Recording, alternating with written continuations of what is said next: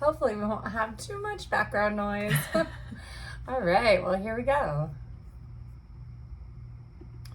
Hopefully there won't be too much background noise. Good morning. Good morning. I'm Naomi. I'm Liz. We're the Red Galloway girls. And nothing will be worse than when we recorded in that echoey That's right. hallway. So I At the feel like hotel it'll be in okay. LA. Yeah. Yeah, that's true. Nothing will be worse than that. So here we are. It's actually a Wednesday. We're actually publishing this. It's so funny because last week we were like, yeah, we're going to publish 2 episodes today. And we didn't last week Oops. because I got really scared after sharing my news. And so I was like, oh, I'm going to hold it. But this week we really will publish 2 episodes. So you'll get to hear this like closer. It is actually Wednesday, September 13th. And hopefully we'll actually post this close to it. But Close to. It's episode 40. It's episode 40, which Oh my is incredible. gosh. 12 more, and we will have done a year's worth of episodes. And we're like, we're not 12 weeks to the end of the year, are we? I don't know. No. But we are 6 weeks to Marine Corps Marathon. We are Whoa. 6 weeks to the Marine Corps Marathon. And we are ready. I mean, we're ready. We're gonna be ready. We're ready we have a plan. We have an actual plan. Yes. And it's going to have us peaking at 30 miles, which is really exciting. For the week. For the week. 35 miles for the week, which is, I mean, that's a beginner marathon plan. Like, we're going to get it done. So it's exciting. Yeah, and we'll share the details of the plan. Yeah, But we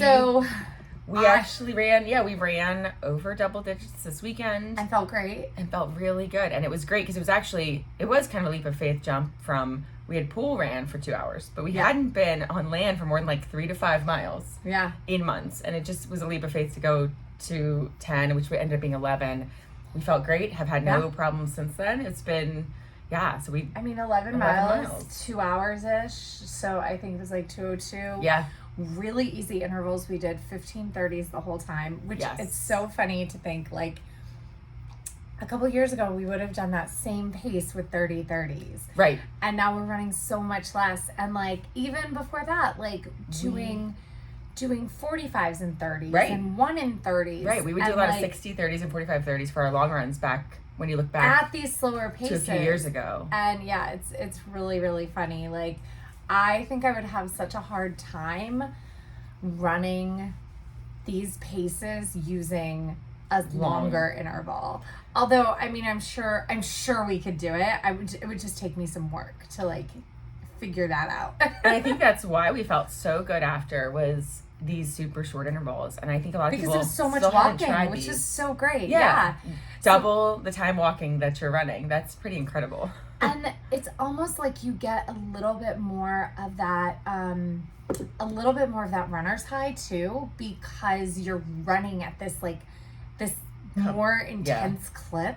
So you get that big endorphin rush and then this long recovery. 30 seconds feels like forever when you're doing 15:30s. And we did 15:30s again yesterday. Yeah. And great. again, we're clicking around like an 11-minute mile, like low 11s or whatever, and some high 10s and mid 10s. And it's definitely like a pace that we were, mentally not capable of in other times, because we didn't think you could do that with the 15:30s. To be honest, we were not thinking about pace when we ran this weekend or even running yesterday. We were just kind of keep it easy, keep it fun, keep it light. And we just ended up being about 11-minute pace. Now, just because you're hearing us talk about doing 11-minute miles using 15:30s, do not get discouraged if your 15:30s are 14 minute, whatever your 30:30s are, whatever your 45:30s are, whatever, like let's say you're doing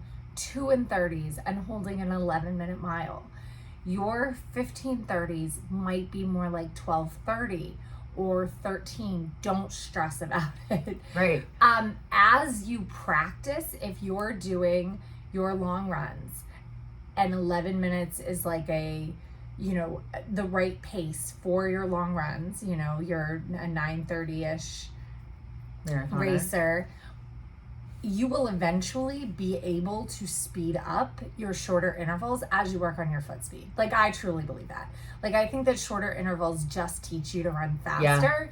And then once you have a quicker turnover and a faster turnover, then everything else will kind of come up. And this is actually how to get faster. Cut your intervals. If you want to get faster, like, run faster for shorter amounts of time. Yeah. And you know, I think we've talked about it before. Do one quick interval followed by 2 to 3 easy intervals, and repeating those strides, like, that will really help get that cadence, turnover, foot speed all pumping. So. Yeah. I think it's the big thing that we went into it, and the reason we chose 15:30s, because I think the week before we were doing 30:30s, like midweek, we did not want to push ourselves. Right. The whole point was, this was our long, slow run that we haven't done anything this long in a while. We need to have a lot of endurance saved up.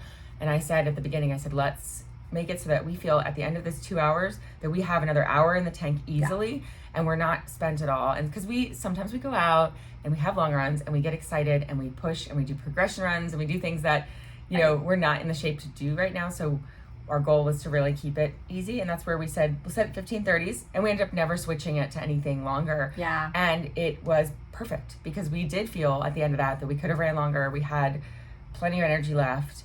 And then, pace was just an afterthought. And so but again, like, that's what it shows, is that you might cut your intervals in half and still run the same paces that you were running with those longer ones that you have cut, come to think of your long run intervals, like whether they're 30:30s, 45:30s, 60:30s. Yeah, whatever you usually do. Yeah, you might come to find that actually you are faster with the shorter ones, like we have, or the same with the shorter ones. Yeah, or the same, and you just get more recovery, and it's not just the recovery piece. I truly think that we're getting a little bit more benefit by using that quicker foot speed. Like, I do. Yeah.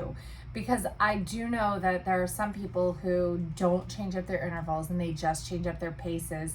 And let's say they're doing 2 and 30, and they're very, very good at doing 2 and 30s at 8-9 minute miles when they need to do that fast. And at 11-minute miles, they just are able to slow their run speed down. That's not really me. But if you have that wide range in your running speeds, I think that, have at it, that's great. But I think so many of us, once we start to slow our run speed down, will just continue to slow our run speed down. We won't get that neuromuscular benefit of running faster. And so by shortening those intervals, you're able to use that quick, efficient run speed. And it's still not sprinting. It's still not top long distance running form. It's just quicker than easy run. But because you have all this walking, the benefit still remains at easy run level. It's a way to take kind of that gray zone running and get to do it. Right. And it removes, I think you're right. I think if you get, to where you are consistently running slower and slower to do these longer intervals. 2 and 30 is a great example. Then you're going to teach your legs how to slog. You're going to, now that might be helpful if you're an ultra distance person or something, but you're going to convert more of your muscles to slow twitch versus to fast twitch. And I think so many people slow down and they don't focus on cadence. I think if you're keeping your cadence up and running slow, very different. But I think so many people slow their foot speed down to slow their pace down. And you really have to just shorten your stride and keep that cadence up. And that's what shorter intervals allow you to do. Yeah, especially with 15 seconds. Because it's so quick between the beeps. And so I just think about my turnover. And really, we're not sprinting. And like you said, it is, it's not a push at all. But it's just that I think about the turnover in those 15 seconds. And it was funny because we ended up doing 15:30s yesterday. Yeah. As well, just because that was what was set on my watch. And I was at first I was like, man, we should really switch the interval. We should be running different stuff. And I was like, even if we did this entire next training cycle, all in 15:30s, we're going to get to our goal of doing the marathon. Right. And finishing the marathon. So like letting go of some of these preconceived things. Oh, we should, we could, right? All of that. I mean, oh wow, is that our chart from yesterday? So this is our chart from yesterday, and look how much faster we got. What's amazing? Yeah, we did. And what's amazing is so our average was 11:22. Our best was a 6 minute, 15 second. But that's with that long. Remember, you had a 2 minute break. Yeah. Oh, yeah. Because I stopped at the light. I forgot to, or not light, but the crosswalk. I forgot to turn off. Yeah. But what's amazing is, our legs got when we hit those 7:25s, or when that's kind of our average run speed. That's our average run speed with these 15 seconds. That's teaching us to have our average run speed, this faster run speed, because if we consistently, like for me, for example, last year when I was running alone and doing 30-30s, my average run speed would be more like an 8 minute mile. Right. And so that was the leg speed my legs would click into. When I ran Army 10 miler and didn't use run walk, I clicked into an 8 minute pace. When we run together and we click into the 7:20 pace, and that's like consistently what we had with it kind of edging up where we started at 7:50 and it kind of drops to 7:20 towards the end.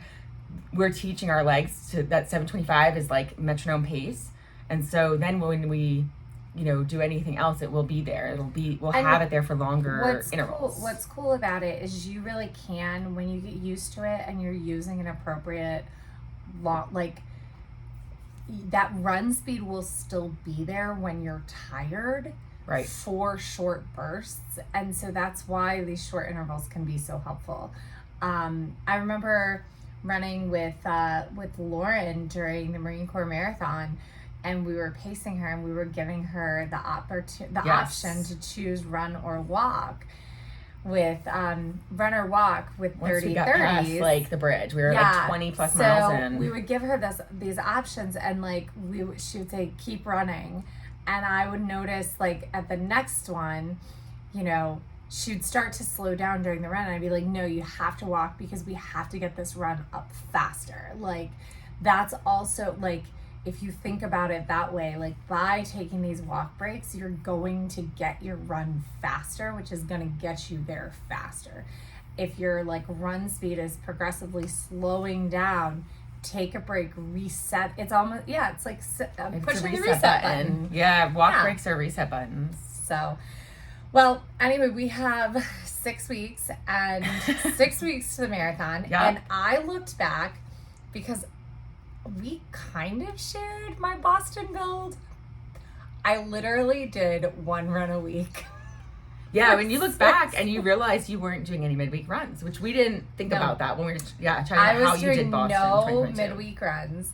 I did 6 weeks, 7 weeks out, because this is race week, the 17th. Okay. So 7 weeks out, I did a total of 14 miles. I did an 8 mile run and a 6 mile run. And then the next week, I did a 13.1 and a 3.1, so 16 miles. Then I did one 19-mile run. And then I did a 7.6 mile run, did a 23-mile run, and a 5-mile run that I ran Boston. Crazy. And so our build is going to be pretty similar. Right. We have the same kind of weeks to get to Boston, or to get to Marine Corps.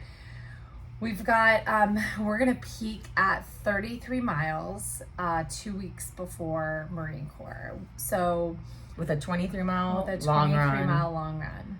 And then we have to move these all 1 week up because this Marine Corps is the 29th. Yeah, but that's the beginning of the week. The 23rd is the week. These are the beginnings of the week. So we already did that, the 9-4. Yeah. I do Monday starts. We're going to do, so essentially we're jumping up from 11 to 17 to 20 and each week we got 2 midweek runs that are about 5 miles. That's what we just assume, about 5. I mean, yesterday was 5.67. It could be 5, it could be 4, it could be 6. Yeah, but we just don't want to rely on those midweek runs being more than a total of 10 miles. And that is not because we can't. That is an intentional kind of distance limit that I think really puts us in a good place, because we're still concerned about Naomi's foot not aggravating too much. We're still, obviously with my pregnancy, 5 miles is a lot. Like, all of this is going to be a huge ask for like going into unknowns. So we're keeping it to kind of the basic, the minimum essentially. The minimum would be, I guess, what you did for Boston. But the minimum of like a traditional plan, what would be the minimum? Be 2 midweek runs of 45 minutes to an hour. Yeah. And then like, a long run. If we have to swap any of those midweek runs for a ride or for a pool, walk or a long walk or a pool run, we definitely have that ability too. Now, I was looking at this, and if you decide to go ahead and run Richmond or run Philly 3 weeks later, there's actually enough time right after Marine Corps if we take it really easy. Like, I would say make the decision before Marine Corps, whether so that we can adjust and just do Marine Corps slower. There's enough time to get some speed work in. As long as, 2 or 3 weeks into this, you're feeling good. Right. There's enough time to get some speed training in before Philly. Nice. Because we could pop some speed training in to like 2 weeks from now. Yeah. So I think we should, plan on that, like based on how we're feeling each week. So like if the 17 goes well, then let's plan to pop in some speed work. Or I can if you're not feeling it, right? And then again, same thing, kind of reevaluate with that 20 and then that 23. Because that's where I'll know, like, oh no, I'll slog through Marine Corps if I have to, but if like the 23 is really painful on my foot, which I don't think it will be, I'm gonna, knock on wood here, but like my doctor said essentially this does seem like a successful round because the pain is getting less. We're at now 7 or 8 weeks out from the PRP and the pain's continuing to get less. Yeah. And worst case, I can even get another like booster of it. So there's options. And I'm starting PT today. Yay! So it was really good that he kind of reaffirmed my thought with like, hey, if this PRP got you 80% better, one more will get you like 80% more of wherever you are now. We'll get you like which will be like 8%. 98%. So then you'll be, no, it'll get you to, wouldn't that just get 80% if you have 20% left. Yeah. So it'd be 16, so 96%. 96%. And then like it's just like kind of inching up. Right. And what I like I was like, it's all or nothing. It's either going to work or it's not. And you were like, no, 80% or even 50% is a success. Yeah, because because it's so easy once you start to feel better to remember how much, like, to forget how disruptive something was. Oh, for sure. Because, and also when you've been in pain for so long, you forget what feeling really good feels like. Right. I remember I was in a really bad car accident and I had all this like widespread pain in my back and in my ribs. And they said at the end of 12 weeks, like, this is the chiropractor said at the end of 12 weeks, and it wasn't Dr. Phil, it was a different one, you're going to feel better. And I like did some reading, and apparently after a car accident at the end of 12 weeks, most people feel better whether or not they do treatment.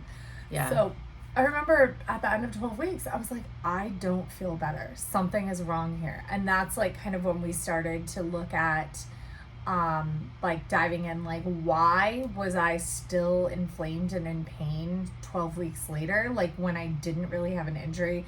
And that's when I was diagnosed with costochondritis and there was like the inflammation in my ribs, and my doctor was like, well, I just think your ribs are like extra mobile and they're just moving and that's what's causing all this inflammation. I was like, wait a second, I've heard this about my ankle, I've heard this about my knee, I've heard this about my shoulder. And that's when I was like, do I have this connective tissue disorder? And it's Ehlers-Danlos syndrome. Right. And I brought like the criteria to my doctor and he's like, I think you do. He's like, can you do all these tricks? I was like, yeah, I can. Right. So it was self-diagnosed because based on kind of that after that injury. The craziest thing is I had like seen Ehlers-Danlos before when I had my knees used to dislocate, and which is really gross. And I remember like reading about it and being like, well, I can't have this because I'm not super flexible because I can't do the straddle splits. Oh my gosh. But I could bend like forward and backwards in a way that like normal people can't bend. Right. And other joints were hypermobile. And thank goodness, like in my 40s, like I'm much tighter. Like all of my joints are much tighter. I have much less, like I haven't woken up with my shoulder out of socket in like 6 years. It's great. Yeah. Because like you do tighten up as you get older. But right. when I was younger, it was bad. I would wake up and literally have to like pull my shoulder to put it back in the socket. Oh my gosh, that's terrible. I could get used to it. Yeah.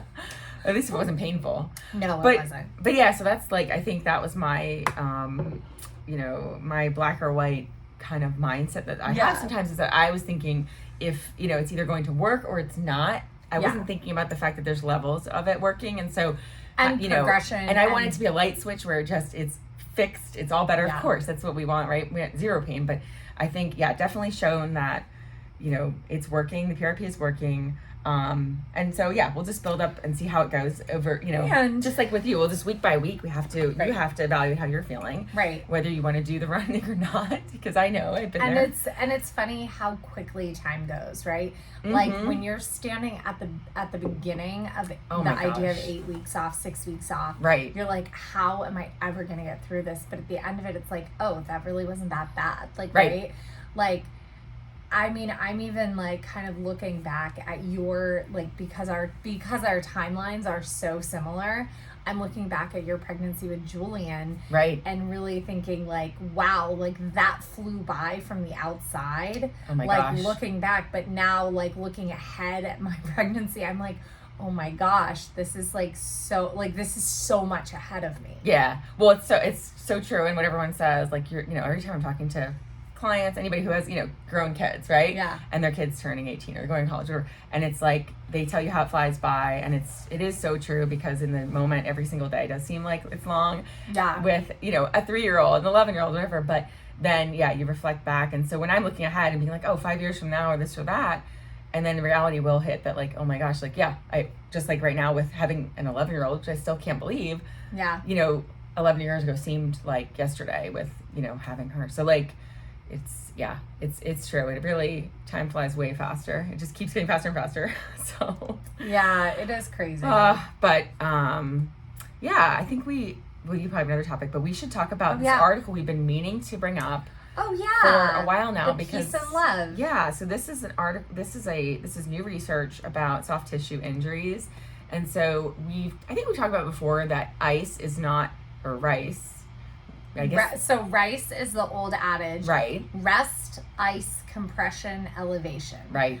And ice was the problem in there, because the ice oftentimes works against the soft tissue injuries or things like plantar. Ice is something that feels really good in the moment. And so ice should be used when you have to numb something in order to immediately get to pain relief. Right? So you can, right before an event, go ahead, like if my shoulder was hurting, my shoulder actually really was hurting when I was like doing triathlons, the last couple tries that I did, and I would ice leading up to jumping in the water to swim.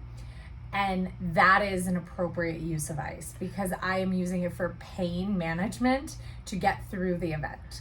It is like taking a Tylenol. Right. It is not, Tylenol does nothing other than make you feel a little less pain. Stop the pain. Like, it blocks a little bit of the pain sensors in your brain. But it's not doing anything it's not healing to heal anything. Right. And the same thing with ice. Well, I don't think ice is super damaging. Right. I don't think it's going to heal anything, but it will take the pain away if you have to push through. So ice before, not after. Yeah, and the other one that needs to be taken away from that old adage is the R for rest, because actually a lot of times we do need some movement to heal it. So we need blood flow. And if you're completely resting, you're going to have no blood flow. You're actually going to end up, probably with mobility issues and stiffness atrophy, from leaving everything alone and completely resting and like sitting on the couch. So this came out in the British Journal of Sports Medicine. We'll share the link, and the new acronym is peace and love. So cute. Yeah, it's very, very cute. So peace is protection, and then elevation, avoid anti-inflammatories. Hold on, for those in the back, avoid anti-inflammatories. Take your Advil, take your Aleve, take your naproxen, take your Voltaren, take your Celebrex, whatever it is. I don't think Celebrex is on the market anymore. Throw it out the window. Do not take anti-inflammatories. Do not take NSAIDs. Do not take corticosteroids. they are to be used in very short amounts of time in very controlled specific situations, not all the time, not immediately upon injury. So avoid anti-inflammatories until they become absolutely necessary and there's no other thing to do. And one of the parts of that, of the subscript of that, is avoid ice. So it's avoid anti-inflammatory meds and ice. Those are the anti-inflammatories to avoid. Compression education, I like that. Load optimism, vascularization, and exercise. So vascularization could be heat, right? Choose pain-free. Okay. Cardiovascular activities to increase blood flow. So your first steps are protection. So you do avoid activities that cause pain, but you're not completely resting. So if your foot hurts, say plantar, a mistake that people make with plantar, because it does get better as you continue to run, as it warms up, when you start to have that pain from plantar immediately, you've got to start some of those activities, those stretching things that do warm it up but don't cause more impact. So step back off the road from running and get in the pool and do some pool running. Get on the bike, do some other cardio as you're kind of stretching to kind of get that plantar back into check. Yeah, so protect it, don't rest it. Elevation, now that's especially if there's possible swelling, you know. And then we talked about avoid anti-inflammatories. Compression to reduce swelling. Again, compression may or may not be the key. It depends on the type of injury. But sometimes with the protection and support, something like compression socks, taping, compression KT socks, taping. a little compression sleeve. I'm thinking specifically on your arch. Yep. An ankle. The little plantar sleeves. Yeah, if you've got an ankle thing, sometimes just a little wrap can be really helpful. Yes. And it's not that wrap or whatever is actually doing anything for the joint. It's not that wrap or anything is actually providing support or protection for the injured joint. What it is doing is providing a little feedback from your skin and your nerves to your brain to go, hey, protect me. I'm not okay. And so that's one of the bracing doesn't actually brace, and sometimes actually it can provide a lot of pain relief. But sometimes all it does is give you a visual reminder that you are trying to rest something. There's like a lot of evidence out there that KT taping is often a placebo effect, but it's a placebo effect that works. Placebos work. So if it's a placebo that works, then do it. So if KT tape feels better on the injury site, then do it. If those little PT sleeves or special socks help you, then do it. Well, you found a lot of relief with those little plantar socks, the plantar like arch thing, the compression socks that we wear that are again maybe a placebo, but for our long runs they help us. They give us. I think that they really do improve, kind of bounce back and reverb. Get some they're almost like compression socks is almost like getting to turn your legs into super shoes. right, because they give you that balance. Yeah. So then once you've done the peace steps, which is like the immediate, then you can come back with the love when you can put some. So then you're starting to come back into your activities that you love. So load is gradually returning to your normal activities, and this will depend on the injury and like what you're. So if you had a PRP injection, that's anywhere from a few weeks to 6 weeks of doing peace. But let's say you had an acute thing. You went outside, you rolled your ankle on a run, and you had this kind of instability feeling. You may go into this peace thing and don't make the mistake that I made when I rolled my ankle and completely rest from everything. Go ahead and rest from running, but get yourself into a pool, get yourself on a bike, really keep that cardiovascular piece up. Right. So that when you're reloading, you're not going from zero work into reloading on running. You're actually just going, okay, you were 100% running and then you went to 100% cardio non-running. Yes. Then you load back with 20% running, 80% cardio non-running. And then you can slowly just swap out. And it's exactly what we've done for me. Yeah. Where I kept up, except for the first 2 weeks where I was not, I was restricted.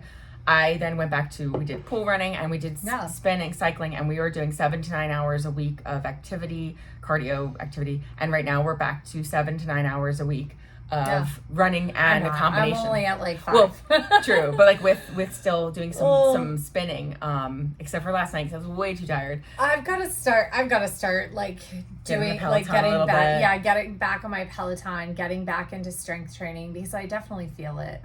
But you're still doing at least 3 to 4 hours a week right now, so it's not like you're completely. And I'm going for walks. I'm going for walks in the evening. So you might be at 5 or 6 hours even. Yeah. But so basically, we kept up some load for me, and that really helped us to transition back to running.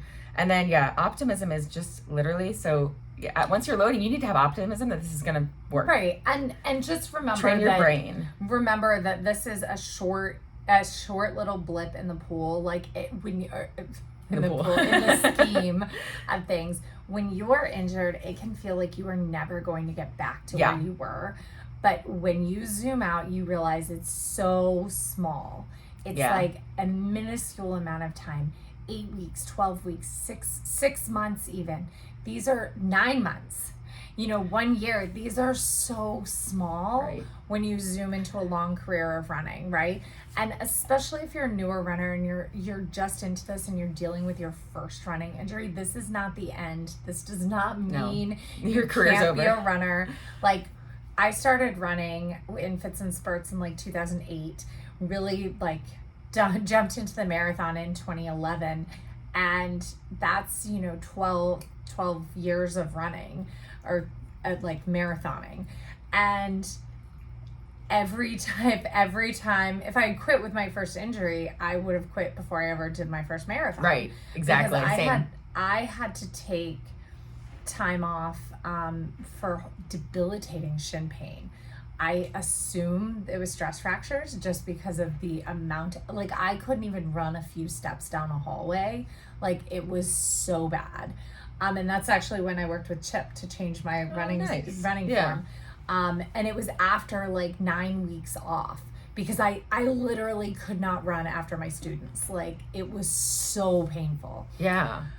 And even some of these, and it looks like, again, you're like, oh my God, what if as soon as you get injured, you're like, what if I can't run for 6 weeks, 12 weeks, whatever. A lot of times actually it's like 10 days. It's not as long as you at first think you might be injured for. Now that's to say that, we definitely have some chronic injuries. To take a little bit more time. Or you have something more serious that you take more time or some, but. Well, sometimes, I think sometimes runners, we tend to jump back in a little too soon. True. Just remember that's where having all these other activities that you can do, it becomes really important to have other things so that you are not a runner. You are a person that runs and also bikes and also pool runs and also moves joyfully in other ways. Exactly. So that if running is ever taken away for some reason for a short time, your identity is not taken away. It's not your identity. Yeah. I love that. And I think I think that is a huge mind shift with both of us for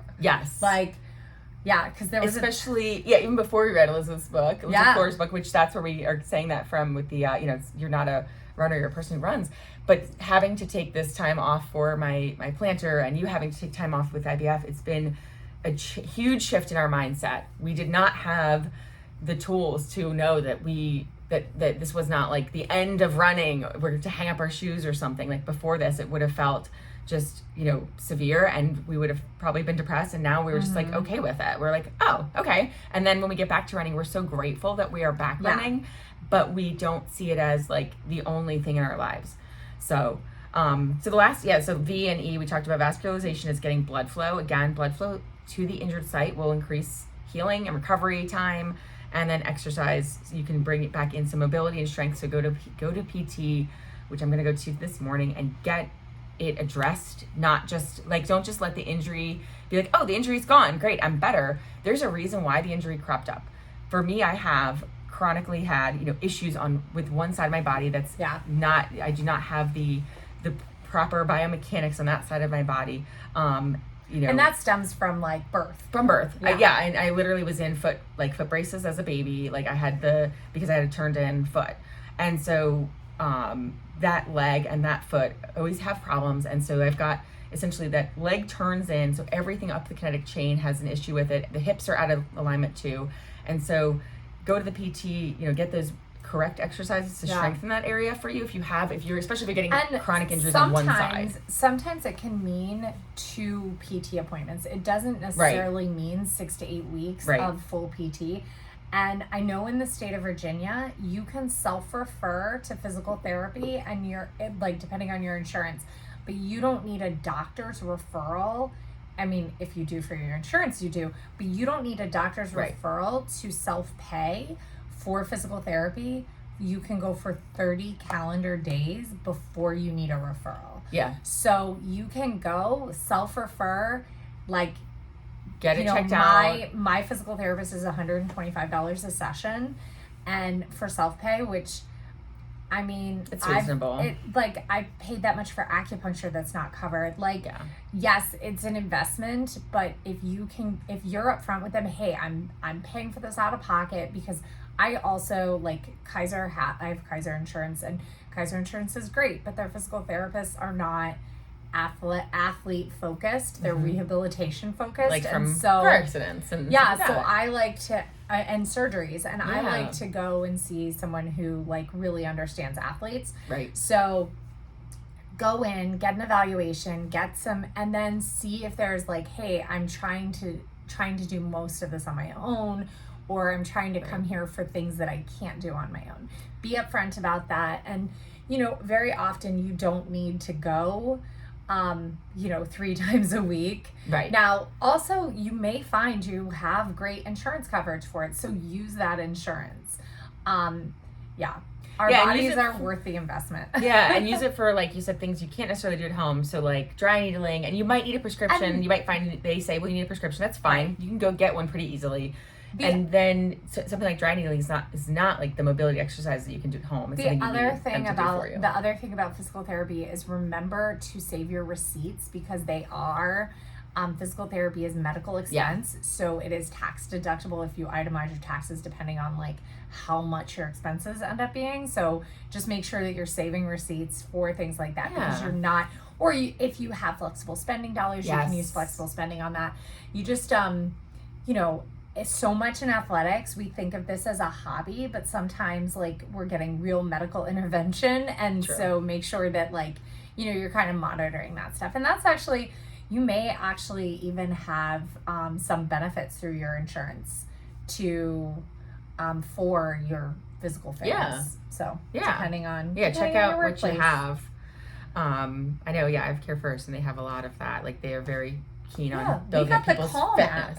Kaiser gives us the Calm app for free. I had no idea. Yeah, Care First has a few of those too. I haven't looked at what they give, but they have apps like meditation apps and things like that for free. So I was looking for questions in the Marine Corps group. But the Marine Corps group is a lot of shout outs, which is so awesome. Everybody has done so many great miles. Yeah, I did come there yesterday to answer a few questions for a few people. I was in there answering maybe it was in the Women of Marine Corps, but there there was some questions about one person asked about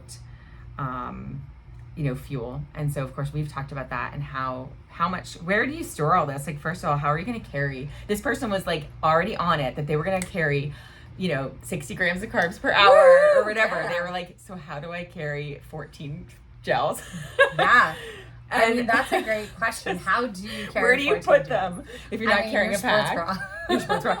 So we have our Sanita pockets. Sanita pocket shorts are really, that can fit a lot of them. You can pin some to the outside of your shorts because you're going to take them early on. So you pin those with a safety pin on the outside, and then you pull them off as you go.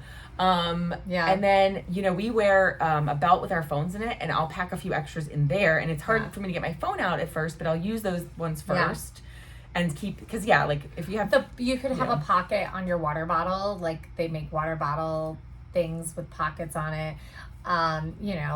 There's lots of ways. I think the Sanita shorts are really where it's at. They're so comfortable, and the pockets on the high-waisted Luxe Rio shorts, The pockets are so big. Yeah. You can fit so much. You can definitely get like probably you look a little ridiculous. Yeah, it's all puffed out. You can definitely get like at least 4 or 5 in each pocket, but then you still might need 2 or 3 more, so you can find other ways to like pin them or put them in your like phone and then belt. there will also be nutrition on the course. The other thing is Marine Corps is so great. And it's so easy to see people at Marine Corps that you can plan to have someone meet you around, I think it's 16, 17, like down in the city where you run up and around that park so they can see you on both sides. And give you some fuel. Yeah. And because some of the events, like, so New York, for one, doesn't allow, some of the majors, or all the majors maybe, don't allow, like, hydration vests. So, yeah, you'll probably want to practice with some other ways to carry your fuel, because the hydration vest obviously would allow you to carry all of that in it, but a lot of those majors don't allow them. I don't know if Marine Corps allows hydration vests or not, actually. Okay, so actually this is a great question. Does anybody running the Marine Corps do a fitness job on top of training? This is her 3rd Marine Corps, and she can't wait. She teaches group fitness classes, and she teaches 9 classes a week of cardio, spin, and strength. Last year and this year, I'm walking the finish line of running. The fine line. The fine line of running, teaching, and overtraining. Now that we're in high mileage zone, I wonder how important the weekly low mileage zones are. Cardio is not the issue. I say humbly, as I'm following the novice too, I find my muscles are tired and trying to find the right balance without overtraining. My suggestion would be drop your weekday runs. Do your long runs and count your fitness classes as your your work.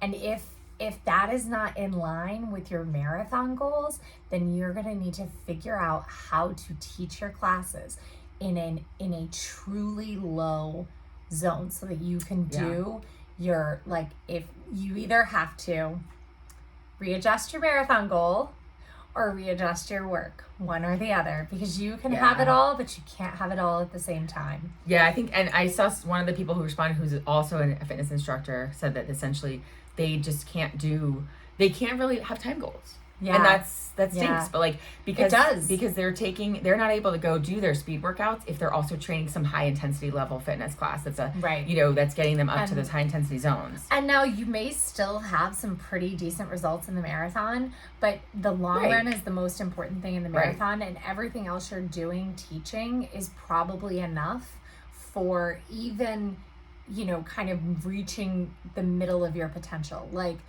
I mean, I think back about when I broke 4 hours the first time. I wasn't doing any speed training. I was just racing often, low, like shorter events, 5Ks and things. I had a bunch of half marathons under my belt. I was still just doing a marathon a year. And so it was really, and my long runs. So it was really my base fitness that got me to that time. And experience, because the marathon is so much about experience. And so this being her 3rd, so Kimberly, this being your 3rd marathon, you are set up for automatic improvement just based on experience in the marathon. And honestly, you either have to chill out and just teach and not participate during these fitness classes, or decide to drop those workouts. Because also during those workouts, half-ass is just going to get you on that line of overtraining. Like, it's not worth it. Yeah. Speaking of experience, we had finished our run on Sunday. We were standing there doing our pictures, our little like silly pictures we'd set up our phones, and this couple came by and we were chit-chatting with them. Yeah. And you told them that you're pregnant. Yes. And the lady was like saying how, she never ran a marathon pregnant. She actually does ultras now, and she did stop just short. And I said, and I was thinking about it, and I was like, yeah, I didn't either. And at that time though, when I got pregnant with Julian, I had done, I think 12 marathons at that point. And and at this point you've done 29. Yeah. And so you are much more experienced in marathoning. It doesn't necessarily mean you'll do it race day. Like, it's still up in the air, but I also don't stress about the distance. Right. Like, the idea of crossing that distance doesn't fill me with any anxiety. I don't have any doubt that I'm going to be able to do it. Like, I just have this confidence that you know, I'm going to be able to go out there and have a good day running 26.2 miles. Like, right. Because you've also done it so many times that you know that it's, you know, something you can comfortably finish. It's so funny. Without straining yourself. Because I do know that marathons are hard. Like, I am not crazy. Yeah. I do know that they're hard. We do respect the distance. I respect the distance. I understand that things fall apart and you do feel miserable at certain times during them. That completely understand, have felt it, have lived there. I also have been on the other side of it, know that it's very temporary. And I also know, even in that moment, how to get myself out of that headspace, because it's so mental. It's so much more mental than it is physical. And I just think back to like riding in the car with Tina Muir before my CIM. And I was like, I'm going to do so great. It's going to be awesome. And she's like genuinely concerned for me. She's like, Liz, you know it's a marathon. You know it's going to be hard, right? Yeah. Like, don't forget that it's going to be hard. And like, she's like, I know that you can do it, but like, I mean, she literally was scared for me that I was going to, that I was unrealistic about how it was going to feel. But that marathon was still number 20 plus, like, you know, so it's tough because I think she at the time only had 4 or 5 marathons under her. So really, with experience, and especially if you've done them at all different paces, you can really like kind of know where you are. You know yourself better, and at these distances. That actually reminds me so much of Ken, who our friend Ken, the Hobo Runner, who on Saturday he went to do Revel, and you know, of course, he's a pacer, or we've talked about him before. He's a pacer. He's done a bazillion marathons. He's not training. He just does a bazillion marathons and then runs his 5 miles a day. So he's been averaging like 100 miles a week without doing any speed work. Yeah. So on earlier this year, he ran a 2:51, which was already a PR of by 9 minutes. 9 minutes. Yeah. He decided to go for it and go for a 2:40 on Saturday with zero like training to get him to a 2:40, and it was a Revel. So the first half is extreme downhill. Actually, there's one uphill in there. He said at mile 4, and then it's extreme downhill until like 22 miles. First half he ran in a 1:18, which is a 5:59 average or 5:58 average. And then the second half, he did slow a little bit, but his total average, he ran a 2:44.45. His total average was 6:17. He was age grouped, third place age group. And he's never run that fast before. Nope. And never ran that fast. It's still a 6-minute PR from this year, which is like a 15-minute PR. And Ken has improved much. Ken has improved so much as a runner, like since pacing in 2019, he paced me to my first BQ. And he's improved a lot as a runner, and he's definitely a distance runner. He has a lot of foot speed, like, but I dusted him at the finish line of Mountains to Beach. He's like counting down, and I start taking off, and like I felt the shock in his face, and I crossed the finish line. He goes, I had no idea you could run that fast. 450 pace or whatever. It was at the end of a marathon. But like experience matters so much. It definitely does. And having done different paces, and like, so he was able to throw that goal out there and say, I'm going to go for 2:40, knowing that like he's never even run under 250, and he's never run, and he just ran under 3 once this year, and that's it. Experience can really help you make informed decisions about what you're capable of. And I think that that's where a lot of new runners go wrong, is they think they have enough experience to make these decisions about goals, about time goals. So often we look at the pace charts, we look at what we want, we look what other people are doing, and we look at what we want, and we're like, I want this, so this is my goal. So we back into it essentially. Like you say, well, you know, I want to run a sub 2 half. Okay, but what in your, you know, training has shown that you have that ability in the last few months? Like, okay, maybe you've done it before 5-10 years ago or 3 years ago, whatever, but what have you done, you know, lately? And so just because you want it doesn't mean you're capable of it right now. I have to tell you, it's so much more fun to run with friends than it is to run paces. Yeah. Like, it can be fun to set a time goal and run paces, but no time goal, no Boston qualifier, no PR has ever felt as good 3 months later, 6 months later, than remembering a finish where I ran with a friend. So, like, I think about our Mountains to Beach versus my CIM. That CIM feels so like where I ran by myself. It feels like just a race I ran, even though that was the time that allowed me to run Boston. It just felt like something I did. Whereas like our Mountains to Beach felt like something we did together. Right. It was an experience. Like I will remember that. Reflect those memories, right? Or those memories together. Exactly. Whereas like, I mean, even like my first BQ at Mountains to Beach in 2019, I had Ken with me. And like, I feel bad that I robbed you of getting that because we were like on pace and we should have just slowed down and run with you. No, it was like but I was so happy that you got it because that's what we came there for. That's what we. That's what was like we trained for, and that's what we came there for. But so I don't, I like as much as I was disappointed in myself. It, I learned a lot of lessons, and again, it was my 12th marathon. Like we're 11th. It was my 11th because Reston was my 10th. It was my 11th, and my 12th was Grandma's. But I have another question and I answered the guy already, and I think we talked about it. So Tom asked, help me out. I'm conflicted. I'm typically a 3:30-ish marathoner. Yay, go Tom. I'm 4 years removed from my last marathon because of acute Achilles tendonitis and have not been able to get back into the groove. Ouch. I'm leaning towards selling my bib, but after playing around with conservative numbers, I think I can do a 5:30 marathon with run walk.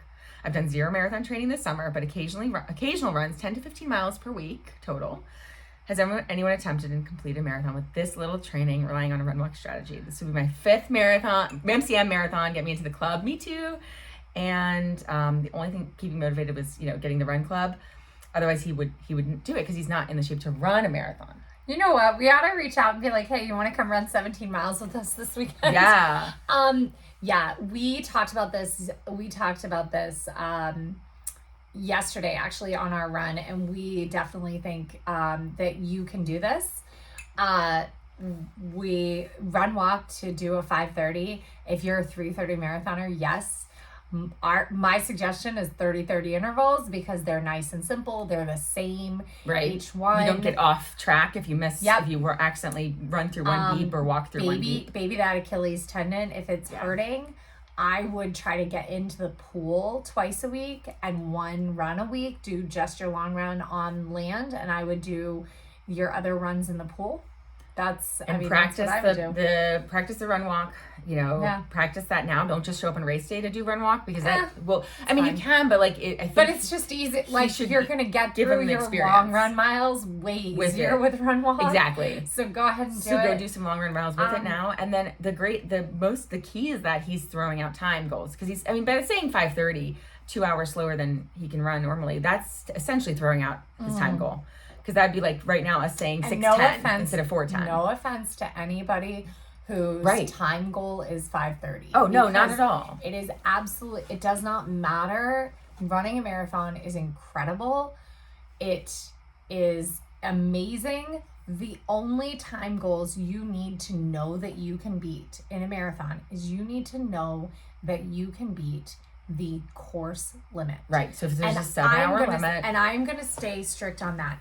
You have no business signing up and trying a race where you are not proven already to be faster than the time goal.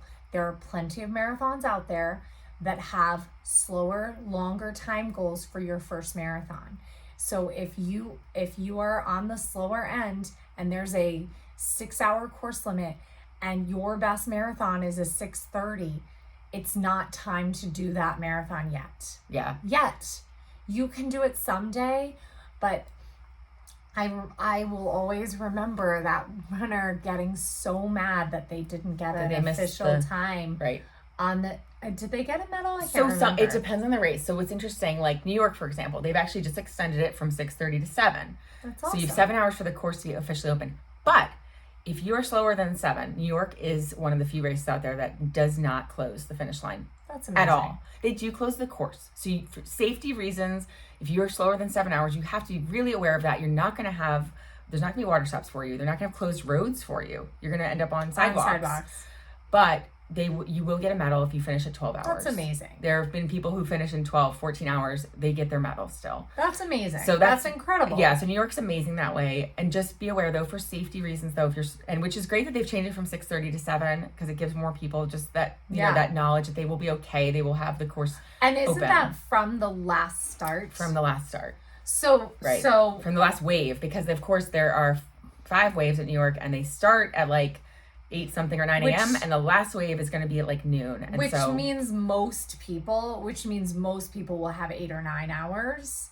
If they, unless you're already in, like, let's say you're seeded into the last wave because you're a 5:30 finisher normally, but you're slightly injured and you're worried that you're not going to finish within 6:30 hours, 7 hours. But but I mean, there are some smaller races that have time limits, cutoffs, like just plan.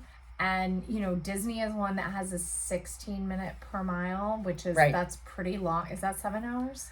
I probably have to look it up. Yeah. And everybody's always worried about getting the balloon ladies in their corral to be ahead of but only the first three or first 4 corrals are seated. The rest is just random selection. So I would never be worried about a Disney race. 6:59:30. Yeah. 16 minutes. So it's just under 7 hours. Exactly 7 hours. So, and to be honest, if that's the best you can do, like maybe try some shorter races first and try to work on that foot speed. Because it is a lot on your body to do something for 7 hours. Yeah. I've done marathons are hard no matter what time you do them in, but the longer you're out there, though, they are harder the longer you're out there. On your feet. They really are. And so remember that I did a marathon, and like if your best is in that slower range, that is twice as hard as someone's marathon who's someone who's a 4-hour marathon. Yeah. Because you're out there twice as long. So it's hard to think about that, because it's like, well, they do, I want to do marathons too. It's twice as hard. You might need twice as much recovery. You might need twice as much training. Yeah. And that's really hard to kind of wrap your head around. Yeah, like those long runs, like a lot of people, you know, might say, I'm going to cap it 3 hours. Right. But if you're doing... You can't cap it at 3 hours if you're going to be a 6-hour marathon. And that's where the Galloway method is so great. And, you know, again, we believe everybody can do marathons, but there's being methodical and thinking about how to approach it is really important. Yeah. So yeah, I don't want to dissuade anyone from their goals, but I do want people to respect the distance and respect the time on their feet. Absolutely. You know, and there is no shame in doing 5Ks and 10Ks and half marathons. You do not have to do a marathon to prove yourself. You don't have to do anything more than live your life. You don't have to prove anything to anyone. Right, exactly. It should be for yourself. It should be internally motivated. It should not be because you're trying to prove something to someone else. And if you have anxiety about a race coming up, like life is too short to have anxiety about something as silly as running. Relax. Sure. You know, if you're like, oh, but I'm not going to perform the way that I want, you know, maybe look inside about that. If it is smart though. I am not trained to do what I want. Yeah. That is a good reason to say, okay, maybe we push this off. Right. You know, a lot of races let you defer. So if that's, you know, if this isn't your year, that's okay. There's always next year, and there's other races. And we also talked about this the other day is don't be afraid to throw away a race registration. Yeah. It might feel like, oh my gosh, but I spent money on this. You know, it's $150 or whatever, but you know, sometimes that $150 might save you a lot in the long run if you have to throw it away and not run the race this year. Yeah, because, you know, it's also, just think of it as a donation to keeping running going. Exactly. There is a set number. They have, you know, a certain number of registrations, and they have a percentage of attrition that they know people aren't going to finish. So it's built into the numbers. So when they know there's going to be, you know, 28,000 finishers at Marine Corps because they sold for 32,000 bibs. Yeah. They know that there's going to be attrition. That's okay. So just be okay with donating to the cause. And you know, I mean, I am still perfectly like on plan. If I don't feel good, I won't be running Marine Corps. But I'm not going to transfer my bib. I'm just going to, you know, I'm just going to say that I'm doing it, and fingers crossed I'll be able to. So, yeah. So, all right. Well, I think that is probably a good episode for today. And hopefully we'll come back with another episode, like update after our 17 miler maybe. So we can share how that went. Yeah. It goes. Jumping up to about 3 hours. Oh my gosh. We can do this. It's a pretty big jump. It's a pretty big jump. And, you know, if something happens where, you know, it's not going right or going well or beforehand, we can always decide to possibly like do part of it in the pool. Yeah. So, very true. Yeah. So. All right. Well, thanks for hanging out. Thanks for hanging out. And hopefully you actually will get 2 episodes this week. And then we'll be back to publishing weekly live-ish. Yeah. All right. Bye. Bye.